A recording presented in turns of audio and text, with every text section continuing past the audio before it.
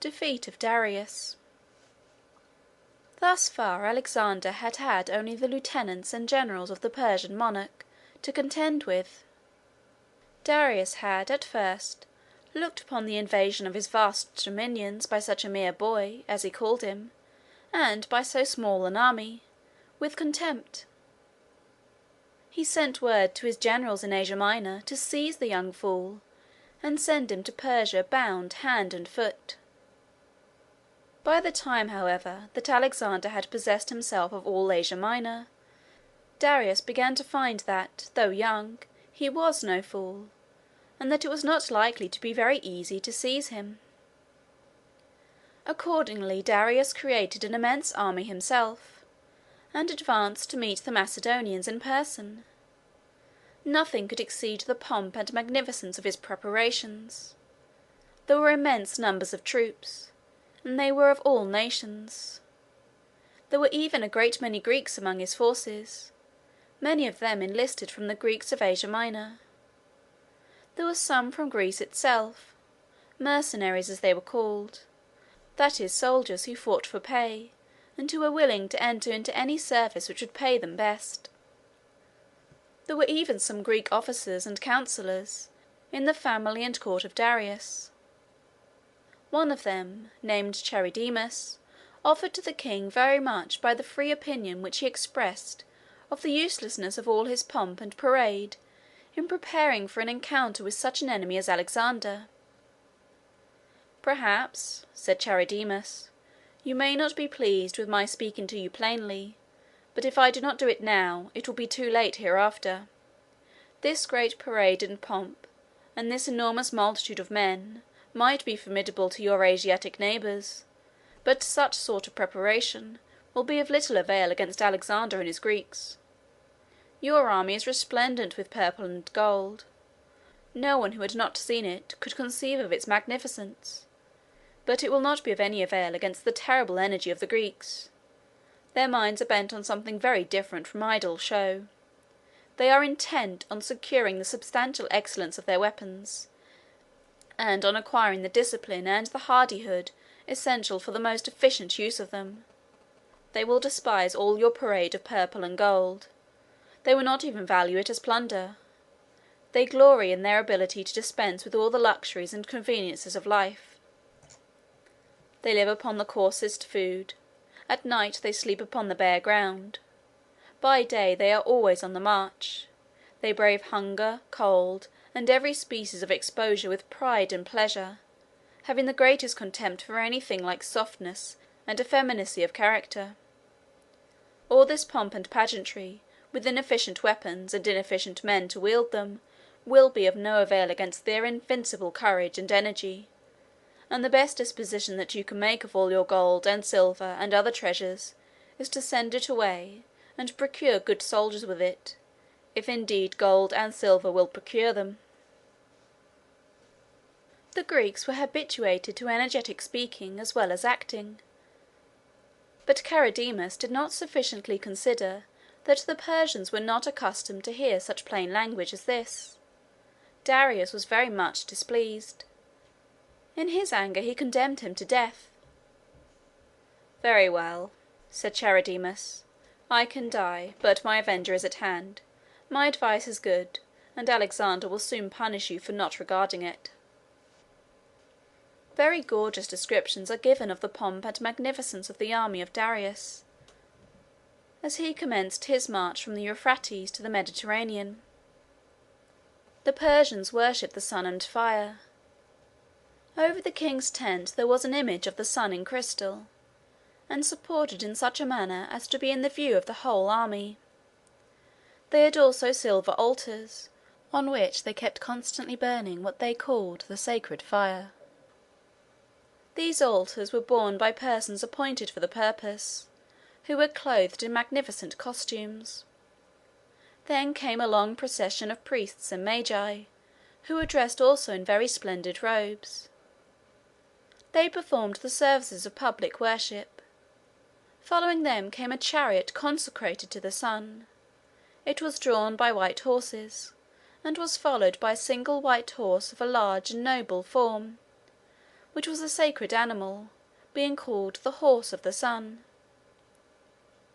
The equerries, that is, the attendants who had charge of this horse, were also dressed in white, and each carried a golden rod in his hand.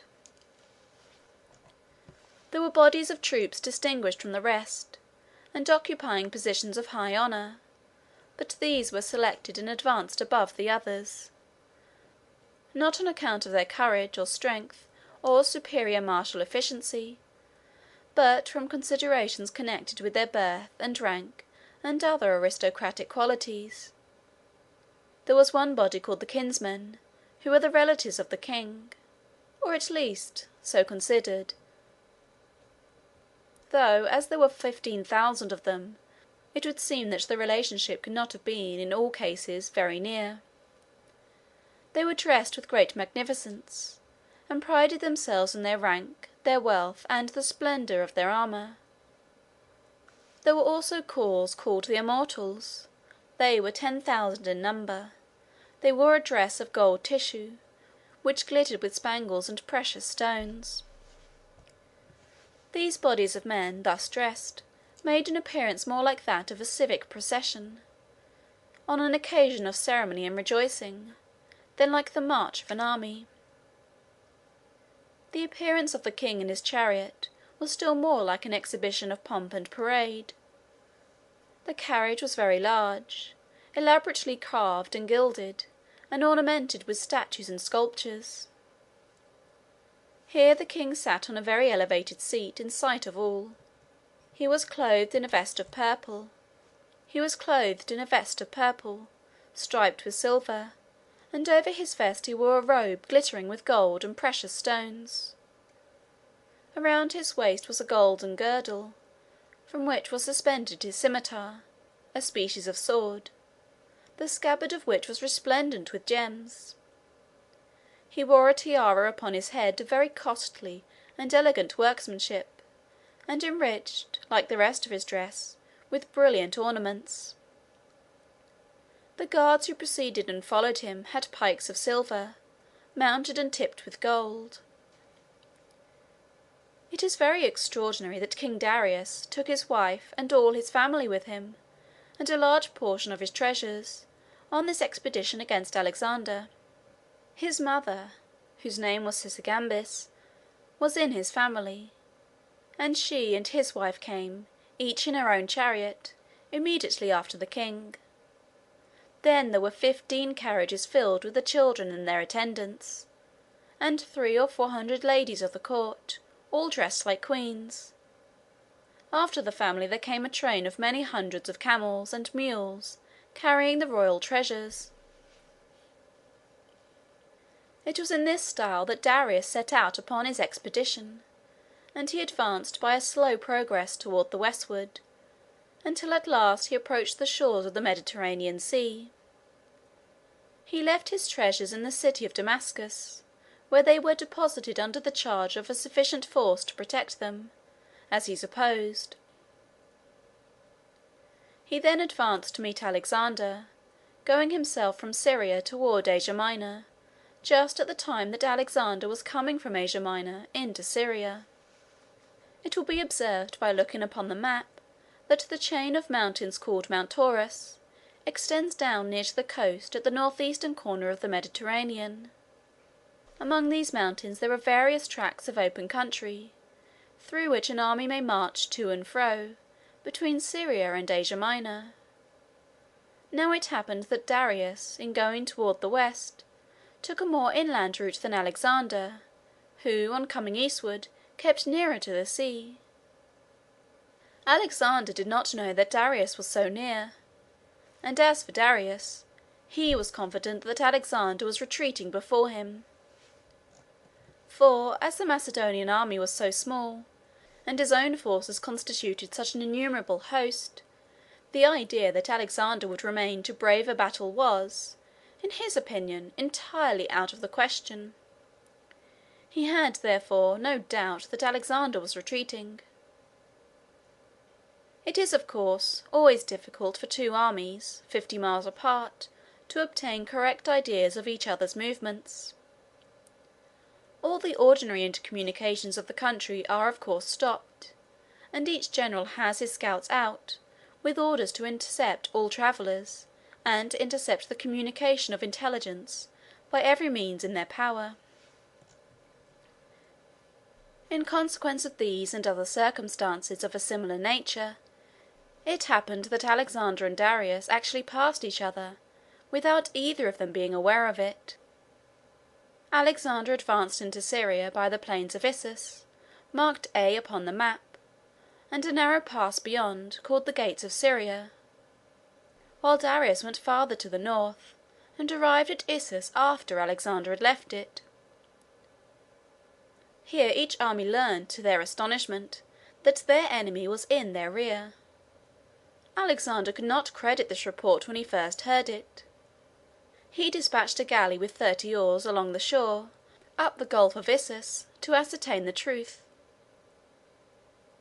The galley soon came back and reported that, beyond the gates of Syria, they saw the whole country, which was nearly level land, though gently rising from the sea, covered with the vast encampments of the Persian army. The king then called his generals and councillors together, informed them of the facts, and made known to them his determination to return immediately through the gates of Syria and attack the Persian army. The officers received the intelligence with enthusiastic expressions of joy. It was now near evening. Alexander sent forward a strong reconnoitring party, ordering them to proceed cautiously, to ascend eminences and look far beyond them, to guard carefully against surprise, and to send back word immediately if they came upon any traces of the enemy. At the present day the operations of such a reconnoitring party are very much aided by the use of spy-glasses, which are made now with great care expressly for military purposes. The instrument, however, was not known in Alexander's day. When the evening came on, Alexander followed the reconnoitring party with the main body of the army. At midnight they reached the defile. When they were secure in the possession of it, they halted. Strong watches were stationed on all the surrounding heights to guard against any possible surprise. Alexander himself ascended one of the eminences, from whence he could look down upon the great plain beyond, which was dimly illuminated in every part by the smouldering fires of the Persian encampment. An encampment at night is a spectacle which is always grand, and often sublime. It must have appeared sublime to Alexander in the highest degree on this occasion. To stand stealthily among these dark and sombre mountains, with the defiles and passes below filled with the columns of his small but undaunted army, and to look onward, a few miles beyond, and see the countless fires of the vast host which had got between him and all hope of retreat to his native land; to feel, as he must have done, that his fate, and that of all who were with him, depended upon the events of the day that was soon to dawn; to see and feel these things must have made this night one of the most exciting and solemn scenes in the conqueror's life. He had a soul to enjoy its excitement and sublimity. He gloried in it. And if he wished to add to the solemnity of the scene, he caused an altar to be erected, and offered a sacrifice, by torchlight, to the deities on whose aid his soldiers imagined themselves most dependent for success on the morrow. Of course a place was selected where the lights of the torches would not attract the attention of the enemy, and sentinels were stationed at every advantageous point to watch the Persian camp for the slightest indications of movement or alarm. In the morning, at break of day, Alexander commenced his march down to the plain. In the evening, at sunset, all the valleys and defiles among the mountains around the plain of Issus were thronged with vast masses of the Persian army, broken, disordered, and in confusion, all pressing forward to escape from the victorious Macedonians.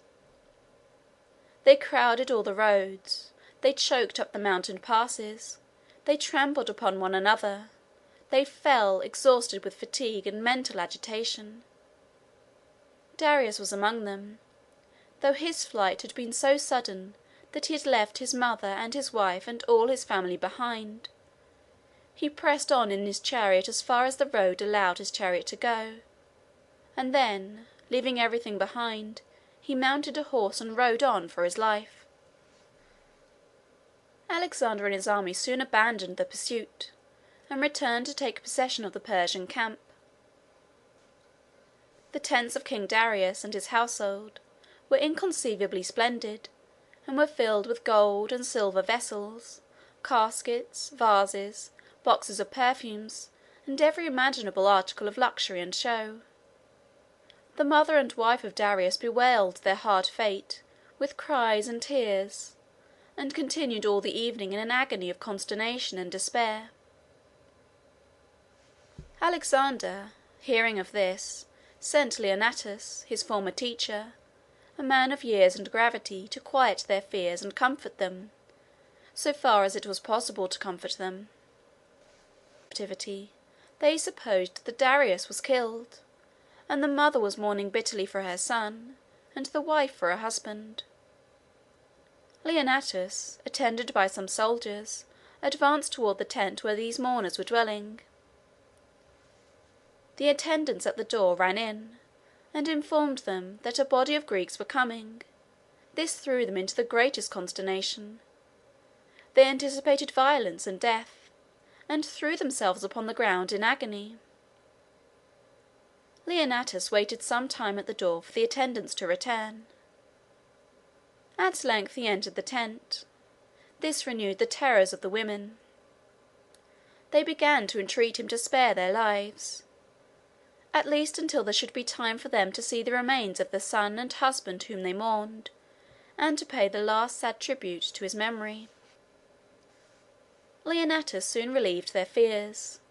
He told them that he was charged by Alexander to say to them that Darius was alive, having made his escape in safety. As to themselves, Alexander assured them, he said, that they should not be injured, that not only were their persons and lives to be protected, but no change was to be made in their condition or mode of life. They should continue to be treated like queens. He added, moreover, that Alexander wished him to say that he felt no animosity or ill will whatever against Darius.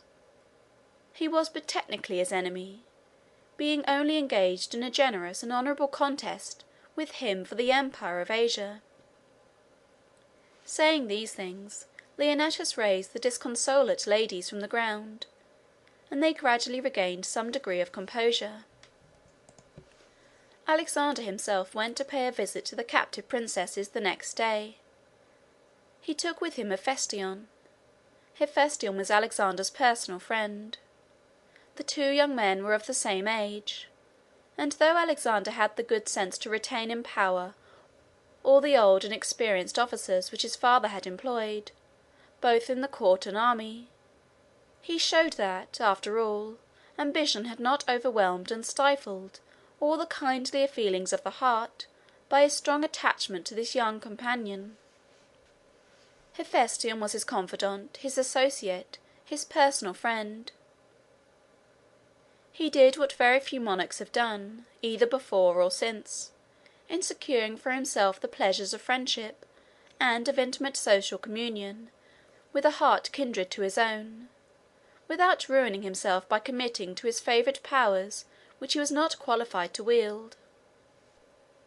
Alexander left the wise and experienced Parmenio to manage the camp, while he took the young and handsome Hephaestion to accompany him on his visit to the captive queens.